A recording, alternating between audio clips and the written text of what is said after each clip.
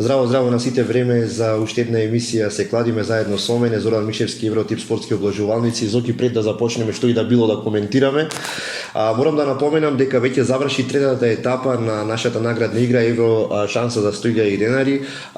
Последната добивка е во Прилеп, претходно беше во Штип, првата добивка е во Битола, последната добивка не знам, јас навивам за Гостивара, не знам каде ќе биде, не знам, ајде ќе видиме како ќе се одвиваат работите. Не заборавајте да ги извадите вашите Евротип клуб картички, да ги уплатите етикетите преку тие Евротип клуб картички и имате изголемен бонус. Клирајте брз тикет на evrotip.mk, запомнете го само кодот, смислувајте добри етикети и направете добитни етикети со што поголем коефициент, без разлика дали имате добитни или недобитни утакмици во самиот тикет. Не заборавајте дека се рачунаат сите утакмици, освен тие кои што не се добитни. Смислувајте највисок коефициент. Последниот коефициент во Прилеп мислам дека беше околу 6 милиарди, нешто такво. Како си, Зоки? Добро. Задоволно, да. Сигурно после победа на македонска репрезентација на Словенија. Целата нација пулсира, е задоволна. Ти беше на самиот надпревар. Ајде кажи ни чисто од атмосферата, што се случуваше, како беше и твои впечатоци. Мислам дека ова е една од најголемите победи во последните неколку години, бидејќи на оваа генерација на фудбалери им се припишуваше дека игра само на мали надпревари, дека може да ги победи Гибралтар, Лихтенштаин, Арменија, но кога ќе дојде посилен противник дека се губи. Но не е така, видовме дека добиваме еден голем играч во името на Елиф Елмас. Знаеме што значи Горан Пандев, кој со самото свое присуство дава една дополнителна енергија, квалитетот неспорен, видовме каква топка му даде на Елмас за првиот гол. Значи како целина ја надигравме Словенија, ја надмудривме, иако репрезентацијата беше силно десеткувана, недостигаа неколку фудбалери, неколку играа повредени. Стефан Ристовски играше прв пат по тешка повреда од 2 месеци пауза. Така да треба да им се честита на момците, бидејќи успеа да се надминат себе си и оној меч кој беше таргет во досегашниот тек од квалификациите го победивме и ми се чини дека како никогаш досега влегуваме во последните 3 надпревари со шанси за европско првенство и тоа сами зависиме од себе. Така. На сите во главата ни е таа комбинација што сега треба ние да направиме. Да. Сега следува Полска, Македонија, така да. Полска е првиот тест, потоа уште 2 надпревари во ноември, 2 гостувања, еден домашен надпревар. Добро е што зависиме сами од себе, но ќе повторам, ни треба подвиг, ни треба барем победа од гости. Една победа од гости така. И се разбира домашна победа и зошто да не она што го сонувавме преку Лигата на нации и пласман на европско првенство, да го оствариме преку еден циклус квалификации. И да не го оствариме, мислам дека сме многу близко до најдобрите квалификации во нашата историја, бидејќи никогаш не сме биле пред 4-то место. Сега, ако не бидеме втори, верувам дека можеме да бидеме трети, што исто така ќе биде голем успех. Голем успех и најдобар наш резултат во историјата. Да, следната недела пак ме очекуваат европско за 2020. Такви утакмици ќе биде жестоко. Полска, Македонија.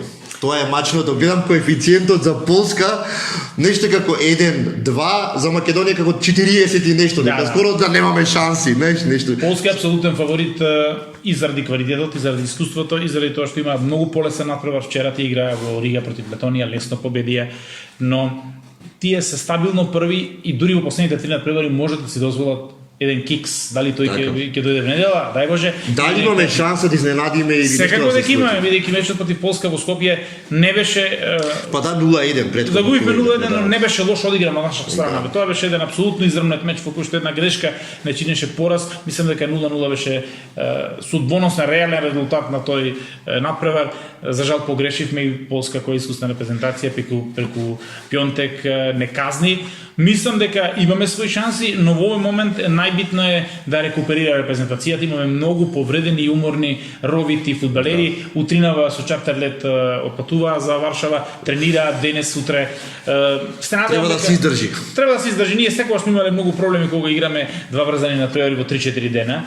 Мислам дека оваа генерација разви многу табу теми. Може и тоа да го развие. Например, во претходниот циклус донесе 4 бода од 2 гостувања, што според планот е некако, така да се надевам дека против Полска можеме да изнечеме реми. Селекторот е тој кој треба да смисли стратегија, дали ние ќе играме дефанзивно, ќе калкулираме или пак преку игра и надигрување можеме да дојдеме до тоа реми, зашто да не и победа. Им посекуваме среќа на нашата екипа и се надевам успех.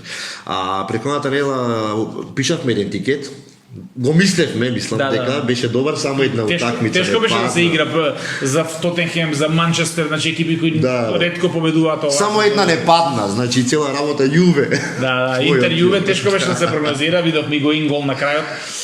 Тоа е. Меѓутоа имаше доста интересни совети и работи кои што мисле че добро, ги искористија. Да, Значи, 83-та минута, 83-та минута Да. не ја измести играта уствари. Значи до тога до 80-та бевме окей. Да. мислам. Имаме ова недела имаме нови 1 2 3 4 5 утакмици. Значи Грузија, Ирска. Значи квалификации, Европското првенство нуди многу повеќе опции со проширувањето, има 24 репрезентации кои што сега одат на завршен турнир, така сигурно прво и второ класираниот од секоја група се квалификуваат за разлика од претходно кога вториот мораше да игра бараж. Грузија е една многу полетна репрезентација, многу добри млади фудбалери има, иако на хартија е аутсайдер против Ирска, мислам дека апсолутно израмнет овој меч и тешко е да се прогнозира, јас би типувал пак на голови. И... Така. Јас малку изборичкав претходно како играли Ирска Грузија 1-0, Ирска Грузија претходно исто 1-0, Грузија Ирска 1-2. Не знам точно сега како според овие статистики дали има некоја логика како би играле сега. Па јас ќе повторам, Грузија има многу талентирана млада нова генерација, инаку тие никогаш не се квалификувале на голем турнир. Ирците тоа го направиле, иако не се континуирани учесници. Играме конечен тип Зоки. Конечен тип. Јас тоа предлагам, не знам. Па добра, да одиме тука на ризик ја. На ризик на изненадување на Грузија. поголемиот коефициент. И посакаме среќа како на нашите. Грузија поголем коефициент преку 3. Одиме Кец. Да. Одиме Кец, значи добро, имаме Данска Швајцарија. Данска Швајцарија се сеќавам дека во Лига Нации игра, нивниот прв меч заврши 3-3 и Да. лудо беше 3-0 во данците, швајцарците се враќаа, така нешто беше. Претходно играле 99-та, 98-та, 85-та, 84-та, немале претходно средби. Според овие статистики јас што ги имам. Значи последниот надпревар било 3-3. 3-3. Играме на голови, тука може да паднат. Тешко е да се прогнозира, јас блага предоски им дам на данците, што се несува до голови. 3+, мислам дека 3+. добра Мислам дека опција. ќе ајде, 3+ играме. Ќе има шоу тука. Босна, Финска.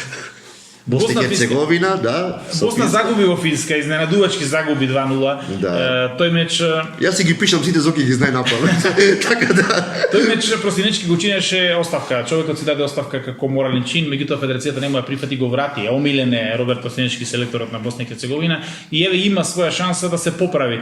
Босна по мене има многу подобар тим од Финска, но има од друг малер. Се повреди Еди Джеко, мора да изврши зафат на јабучницата од лицето и нема да игра на овој надпревар, нема босанците замена за него. Сепак јас и покрај тоа типувам на Босна, На Босна. типувам единица победа на Босна. Кец, добро, ајде. Одиме Кец. Нека биде Кец. Ајде да видиме Словенија, Австрија. Словенија е тепавме сега да видиме. Ова е нашата група и тука ако ние мораме да бираме како надпреварот треба да заврши, најдобро е да заврши нерешено. Значи Така. двете репрезентации да загубат по 2 бода, а со тоа ние Ние индиректно одиме, да. добиваме. На предходно играле Австрија, Словенија 1-0, Австрија, Словенија 3-0. Австрија е како така малце на бустана, што би се рекло дека Многу тежок меч за типување, не знам што предлагаш ти, да Јас, голови или конечен тип. Јас предлагам да одиме, ако предходниот тикет кој што го пишувавме не падна X, мислам дека одиме на X. На X, додиме и Одиме така на сите X. задоволни, нацијата задоволна. Малку навивачки. Навивачки X. И Велс Хрватска. Велс Хрватска специфичен натпревар, бидејќи хрватите по светското првенство не се истата репрезентација, играат многу променлив циклус, веќе има 2 порази, изгубија многу бодови, иако Велс го победија на домашен терен во Осијек. Пред неколку дена во Сплит против Унгарија делува убедливо, Хрватска е поквалитетна репрезентација од Велс.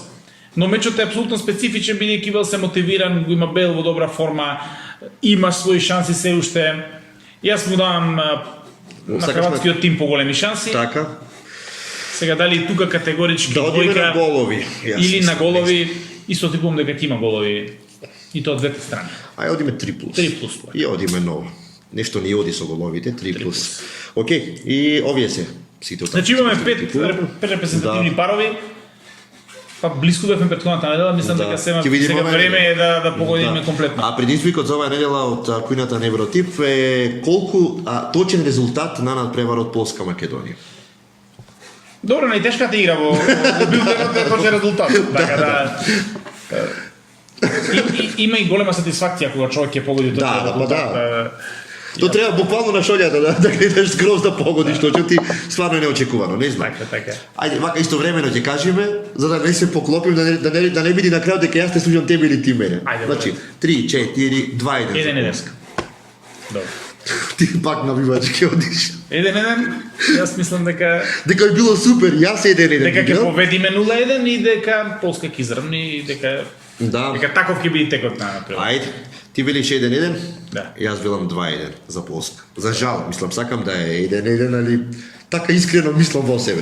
Океј, тоа е тој тикет. Не заборавајте да пишувате тикети во Евротип спортски облажувалници, да играте веќе четврта етапа е и се гледаме по натаму. Следната недела со нова епизода на Се кладиме заедно со мене, Зоран Мишевски, Евротип спортски облажувалници. Сега да ме следната недела.